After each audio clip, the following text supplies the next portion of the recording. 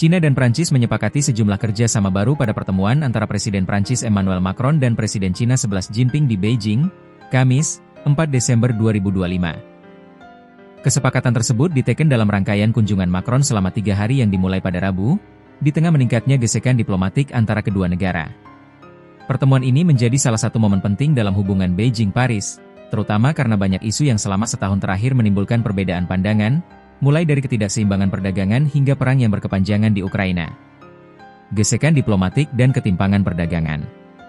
Hubungan Cina dan Prancis sempat menegang selama beberapa tahun terakhir, terutama terkait defisit perdagangan Prancis dengan Cina yang mencapai hampir 20 miliar euro, sekitar 388 triliun rupiah, pada 2024.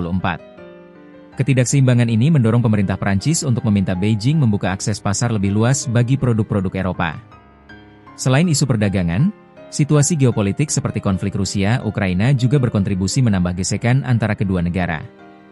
Prancis secara konsisten menyerukan gencatan senjata dan memandang peran Cina sebagai aktor kunci yang dapat mempengaruhi Rusia untuk menghentikan perang. Macron desak keseimbangan relasi dan akses pasar baru. Dalam keterangan terpisah, Macron menegaskan bahwa Prancis dan Cina harus bekerja sama berdasarkan hubungan yang seimbang.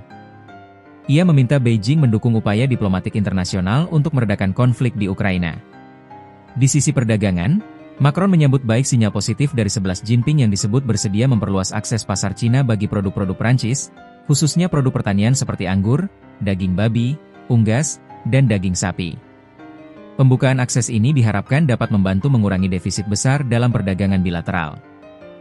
Selain itu, kedua negara juga sepakat menjajaki kerangka kerja untuk meningkatkan investasi langsung Cina di Eropa, termasuk di Prancis. Pemerintah Prancis memandang investasi tersebut dapat menciptakan lapangan kerja dan memberi nilai tambah bagi sektor industri nasional.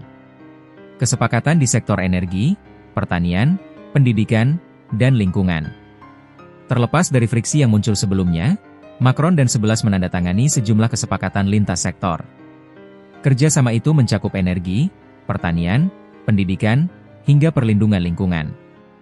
Xi Jinping juga menyoroti pentingnya memperdalam kolaborasi di sektor kedirgantaraan, energi nuklir, ekonomi digital, biofarmasi, dan kecerdasan buatan, AI.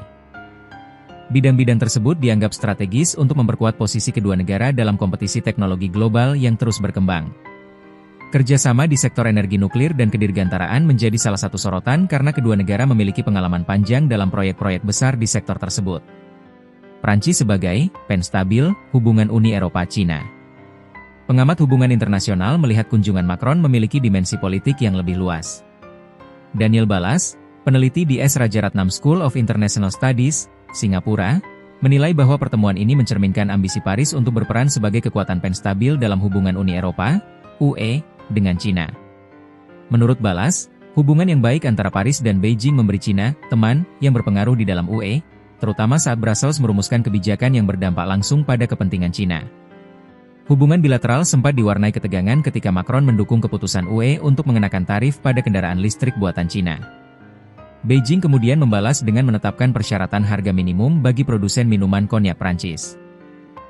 Macron diperkirakan melobi Xi agar tidak memberlakukan langkah serupa terhadap produk daging babi dan produk susu dari Prancis. Produk-produk tersebut sedang dipertimbangkan Beijing untuk dikenai tindakan balasan atas bea masuk UE terhadap kendaraan listrik asal Cina. Isu Ukraina, seruan gencatan senjata. Isu perang Ukraina turut menjadi agenda utama dalam pembicaraan kedua pemimpin. Macron secara konsisten meminta Xi untuk menggunakan pengaruhnya terhadap Presiden Rusia Vladimir Putin agar tekanan terhadap Ukraina dapat mereda. Saya berharap Cina akan bergabung dengan seruan kami dan upaya kami untuk mencapai, sesegera mungkin, setidaknya gencatan senjata dalam bentuk moratorium pada serangan yang menargetkan infrastruktur kritis, ujar Macron. Xi Jinping menanggapi dengan mengatakan bahwa Cina akan terus memainkan peran konstruktif dalam membantu penyelesaian konflik tersebut. Ia juga menyampaikan dukungan terhadap upaya negara-negara Eropa dalam mendorong lahirnya kerangka keamanan regional yang seimbang, efektif, dan berkelanjutan. Isu Taiwan dan sikap Prancis. Selain topik perdagangan dan Ukraina, isu Taiwan turut memengaruhi dinamika pembahasan. Pemerintah Cina menyebut Macron menegaskan dukungan terhadap kebijakan satu Cina, sebuah prinsip diplomatik yang menyatakan bahwa Taiwan merupakan bagian dari Cina. Namun, dalam pernyataan resmi pemerintah Prancis, isu Taiwan tidak disebutkan secara langsung. Perbedaan penekanan ini bukan hal baru dalam diplomasi Prancis-Cina dan mencerminkan sensitivitas tinggi yang menyertai isu tersebut. Diplomasi panda, simbol perbaikan hubungan.